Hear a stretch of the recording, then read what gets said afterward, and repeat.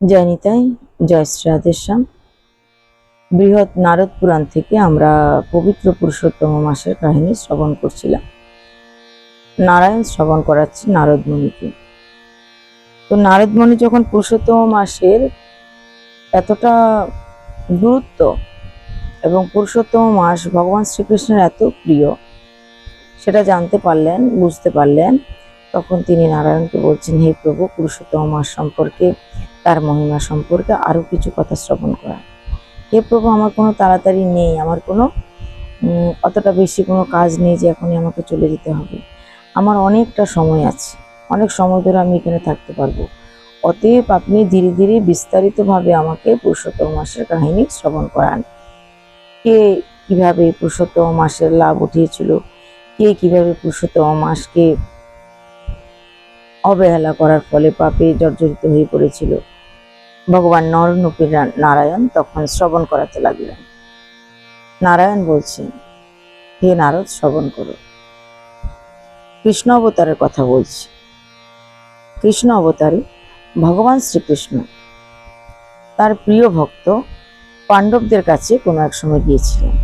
কখন? যখন পাণ্ডবরা 12 বছরের বনবাস ভোগ করছিলেন।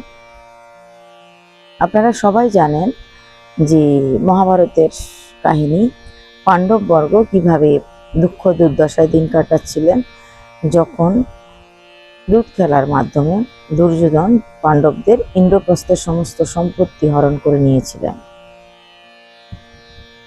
আর তাদেরকে বনে পাঠিয়েছিলেন। তার আগে দ্রৌপদীকে অনেক অপমান করেছিল, দ্রৌপদীর চিরহরণ হয়েছিল।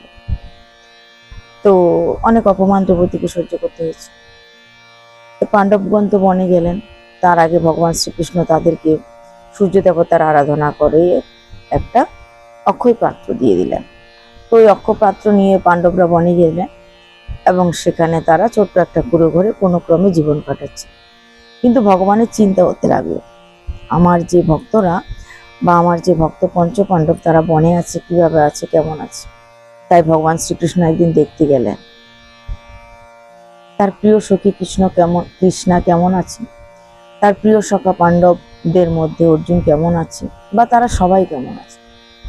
ভগবান শ্রীকৃষ্ণ দেখতে গেলেন, দ্বারকা থেকে রথ নিয়ে গেল। রথটা দরজার সামনে দাঁড়ালো তাদের। সেই ছোট্ট কুঁড়ে ঘরে ভগবান ঢুকলেন। গিয়ে দেখলেন এক পাশে খড় বিছানো আছে, তারা 5 ভাই এক পাশে ঘুমায়, আরেক পাশে আরেকটু ছোট্ট জায়গায় খড় বিছানো আছে, সেখানে দ্রৌপদী ঘুমায়। একটা জলঝাড়ি আছে, আর আছে সে অক্ষয় পাত্র, আর আছে ছোট্ট একটা উনুন। তো এ হচ্ছে তাদের সংসার। তারা ভিক্ষা করে জীবিকা নির্বাহ করে। তো পাণ্ডবদের এই দুরবস্থা দেখে তার খুব কষ্ট হল। ভগবানকে দেখা মাত্রই পাণ্ডবরা এসে প্রণাম করলেন।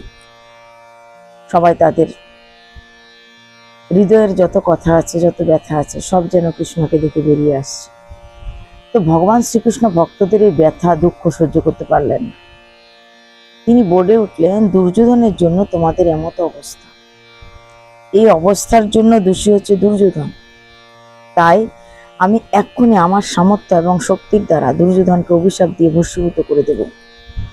কেন তোমাদেরকে এত বছরের জন্য বনবাসে পাঠিয়েছি, এত দুঃখ দিচ্ছি, তা আমি এক্ষুনি দুর্যোধনকে অভিশাপ দেব এবং সে ভস্মীভূত হয়ে যাবে।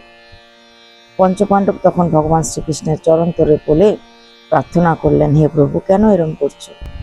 আমরা জানি দুর্যোধন দোষী, অপরাধী, কিন্তু এইভাবে তুমি যদি নিজ শক্তি ব্যবহার করে তাকে ভস্মীভূত করে দাও, জগৎ সংসার তো আমাদেরকেই দোষী করবে যে আমাদের কারণে আমাদের দুঃখ সহ্য না করতে পারে তুমি নিজে শাস্তি দিয়ে দিলে দুর্যোধনকে। যদ্যপি ভগবান স্বতন্ত্র, ভগবান যখন যা খুশি করতে পারে, ভগবান যখন যাকে দণ্ড দেওয়ার দিতে পারে, তথাপি জগৎ সংসার কিছু যদি তোমার দিকে আঙুল তুলে বলে, সেটা তো আমাদের পক্ষে খুব খারাপ হবে, আমরা সহ্য করতে পারবো না তোমার অপমান।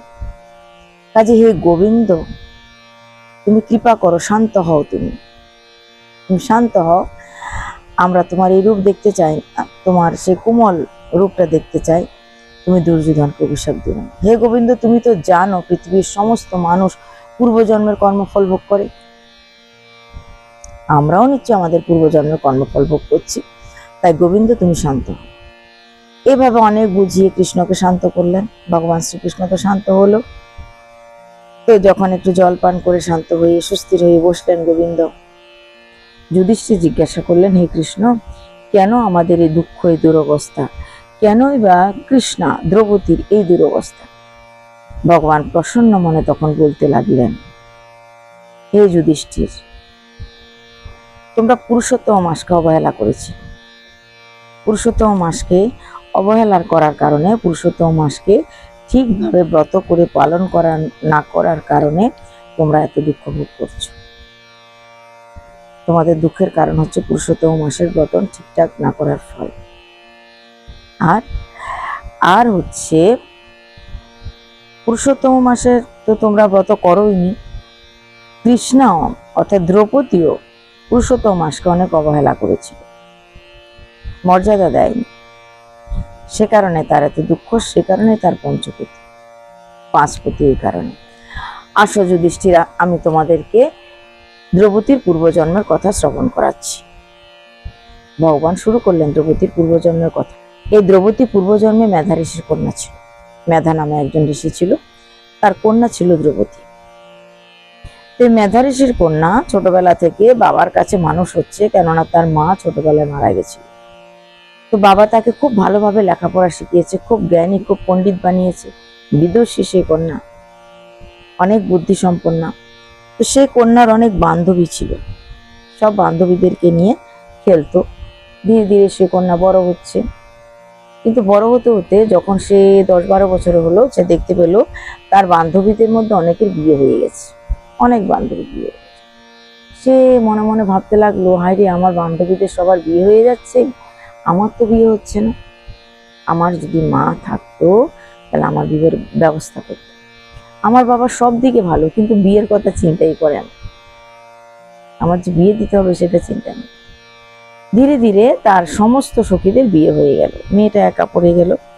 কিন্তু সবসময় সে বিয়ের কথা চিন্তা করতো, তাই সে চুপচাপ হয়ে গেল।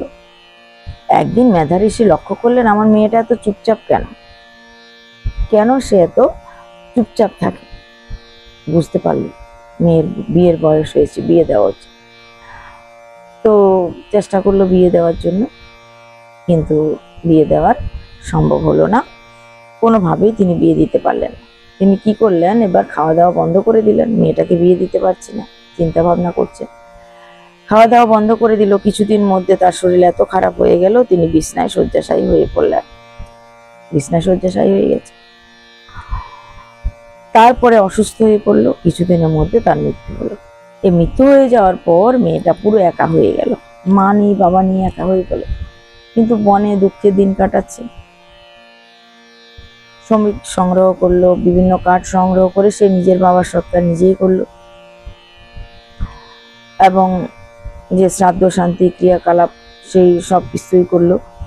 কারণ মানুষ মারা যাওয়ার পর ঠিক মতো যদি শ্রাদ্ধ না হয়, তবে আমাদের জীবনে অনেক বিপদ নেমে আসে।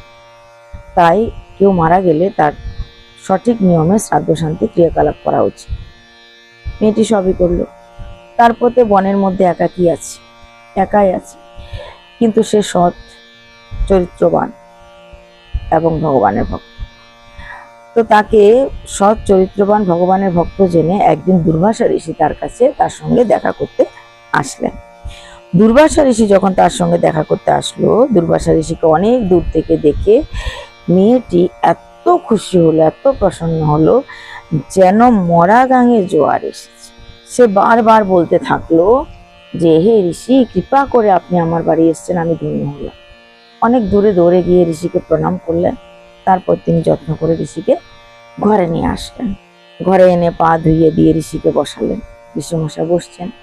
শান্ত হয়ে বসার পর ঋষিকে জিজ্ঞাসা করছেন, হে ঋষিবর, আমার এত দুঃখের কারণ কি? এত দুঃখ আমি ভোগ করছি, দেখুন একাকিনী বনে আছি, কত দুঃখ আমার। পিতা মাতা সবাই তো চলে গেল, আমার সমস্ত সখীদের বিয়ে হয়ে গেল, কিন্তু আমার বিয়ে তো হলো না, আমি তো একা পড়ে গেলাম। আমার দুঃখের নিরসন কিভাবে করা যায়? কোন দেবতার পূজা করব, কার আরাধনা করব, তবে গিয়ে আমার ভালো হবে, আমি সৎ পতি পাবো, ভালো পতি পাবো। ঋষি, দুর্বাসা ঋষি তখন ভাবছেন, আমি কি বিদুষী জেনের কাছে এসেছি, এ তো কেবল বিয়ের কথা বলছে, মেয়েটির কথা শুনে দুর্বাসা ঋষি ভাবলেন, আমি মেয়েটাকে অনাথ জেনে আসলাম, ভজনীয়া জেনে আসলাম, কিন্তু সে কি কথা বলছে।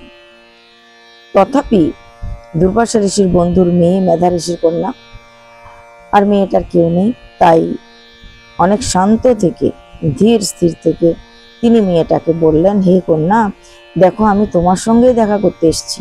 কৈলাসে আমি গিয়েছিলাম, এখন আমি বদ্রীনাথ যাব নারায়ণের সঙ্গে দেখা করতে, কিন্তু আমি এর মধ্যে পথে তোমার সঙ্গে দেখা করতে এসেছি। আমি বদ্রীনাথে যাওয়ার পথে তোমার বাড়ি পড়ে নাই, তথাপি তোমার কাছে আমি এসেছি কেন? যেন তুমি ভালো হয়ে থাকতে পারো, যেন তুমি তোমার দুঃখটা মোচন করতে পারো।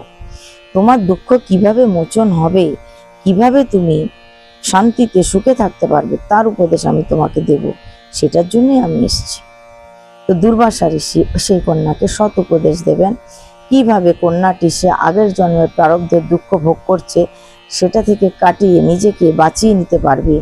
কোন উপদেশ দেবেন দুর্বাসা ঋষি, কি ব্রতের কথা বলবেন, কিভাবে চলতে বলবেন, কি করলে সেই কন্যার দুঃখ দূরীভূত হবে, কন্যা কি আদৌ সেই ব্রত করবে, দুর্বাসা ঋষির কথা শুনবে নাকি অন্য কিছু করবে?